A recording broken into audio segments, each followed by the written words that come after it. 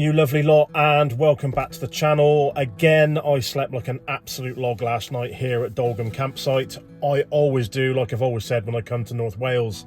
It's quite a nice day actually, blue skies, bit of cloud, sun's out.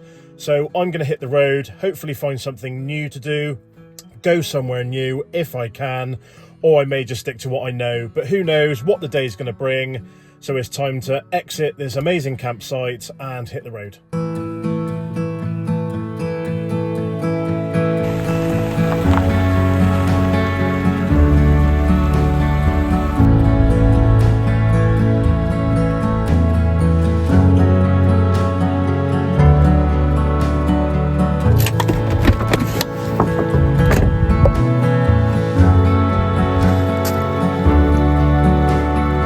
So just coming down the hill, I've actually spotted a nice little park up on the side of the road, a nice little private beach, nice clear water, and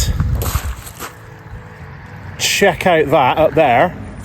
I've not had breakfast yet, but I think this is going to be an ideal location to fill my face.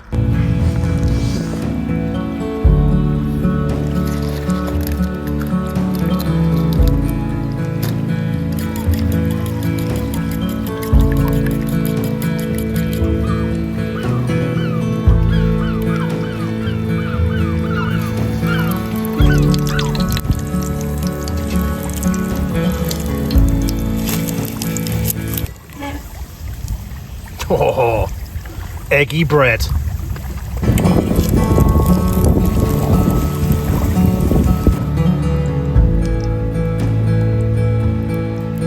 Oh, perfect.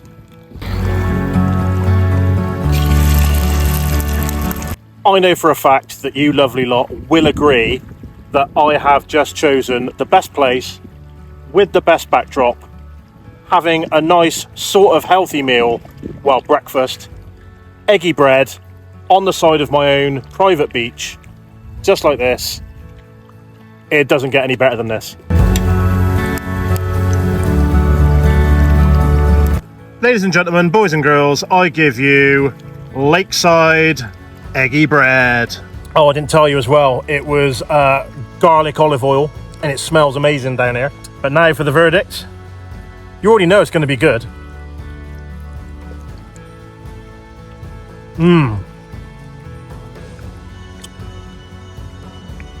That is really nice. So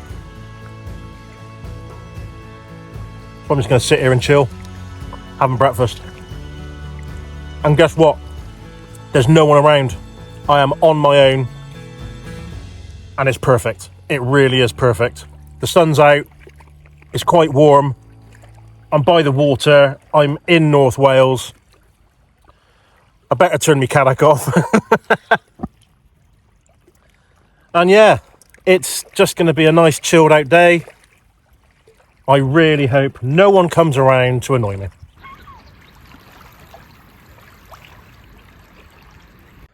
I didn't believe this. I have just got back in the van and it's dead. It won't start. I have no idea what is wrong. Nothing's been left on. I'm really confused. Oh, I don't need this today.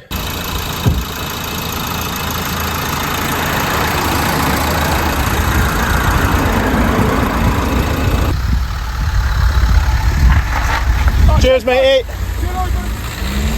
I've just been saved by Matty. He's come down and jump-started the van.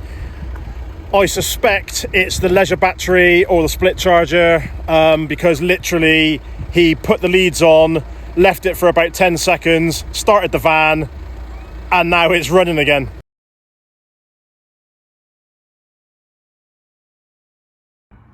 Right then, you lovely lot, it's the following day and I have driven all the way back from Snowdonia yesterday and broke down 3 times. So let me tell you what happened. Like you saw at the beginning part of the video, I stopped off at a lake to have my breakfast. I was there literally 25-30 minutes. And when I jumped back in the van, I had absolutely nothing at all. I managed to get jump started like you saw. I then set off. I drove an hour and a half down the road, stopped at a petrol station to get a drink, jumped out, went inside, hung around for about 10, 15, maybe 20 minutes just to test out the vehicle, went back, it started fine. I then drove 2.5 hours down the road, stopped at a petrol station to fill up, stopped in there for literally 5 minutes, came back, turned the key, and it was the same as the first time. It just clicked. There was nothing at all. I managed to get someone who was working across the road from the petrol station in a garage to come and give me a jump start. He then had a look at the battery and said that it is charging from the alternator, but the battery is not holding its charge. Now, it has also been suggested I check the earth, and it has also been suggested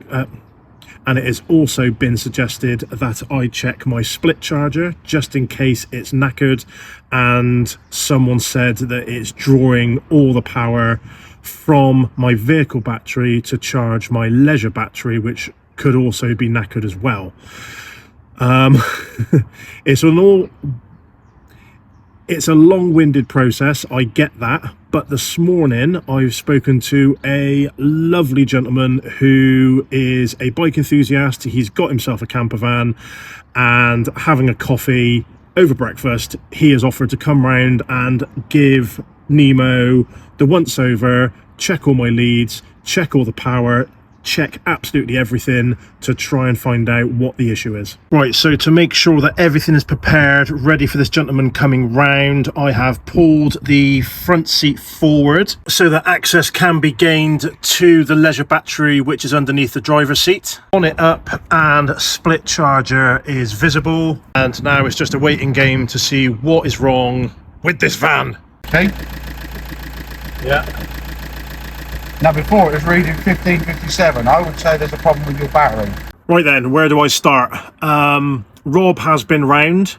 When he arrived, I was told to put the key in the ignition, turn it. Absolutely nothing apart from one click. So Rob then connected up his little power bank thing to the battery, left it for about 30-40 seconds, turned the key, all the lights came on the dash, and the vehicle started. We then looked at the split charge. That all looks okay. He's checked the leisure battery, it's fully charged. There's no signs of the battery being low, knackered, anything like that. We have then turned the vehicle off and left it a few seconds, and then we've turned the key again while the battery still got a little bit of power, and there was a slight chug, and then the vehicle came on. Turned off again, left it for about 5 minutes, turned the key again, and nothing at all. One click, completely dead. So we have then put the key into the isolator switch for the leisure battery. There's nothing extra being drawn around or anything like that. So that was switched off. The battery was checked. It is coming up as being full, but it's not, because it's not turning over. The alternator is fine. The starter motor is fine. It's been suggested, like I've said, that it is the battery and a knackered cell.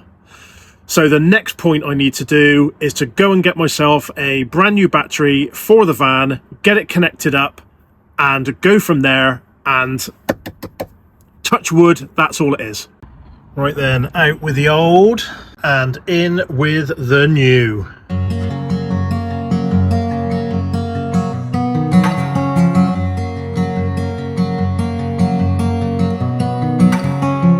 Okay, the moment of truth. We have power!